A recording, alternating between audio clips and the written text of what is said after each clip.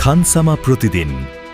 দিনাজপুরের সিরির বন্দরে জমি নিয়ে বিরোধের জেরে নিজ বাবা ও বড় ভাই নৃশংসভাবে হত্যার অভিযোগ উঠেছে দুই ছেলের বিরুদ্ধে।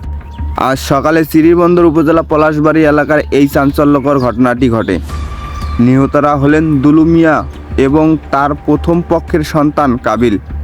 পুলিশ সূত্রে জানা যায়, দুলু মিয়ার দুই পরিবারের মধ্যে জমি জমা নিয়ে দীর্ঘদিনের বিরোধ ছিল।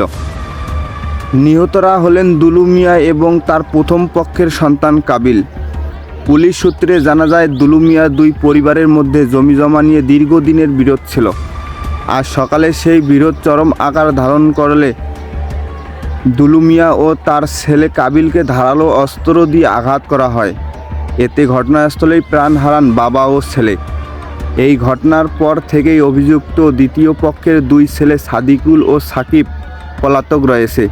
খবর পেয়ে শ্রীবন্দর থানা পুলিশ ঘটনাস্থলে পরিদর্শন করেছে এবং মরদেহ উদ্ধার করেছে। পুলিশ জানিয়েছে, ঘটনার সাথে জড়িতদের গ্রেপ্তারে জোর তৎপরতা চালানো হচ্ছে। এলাকায় বর্তমান থমথমে পরিস্থিতি বিরাজ করেছে। খানসামা প্রতিদিন, মোহাম্মদ শাহানুর আলম।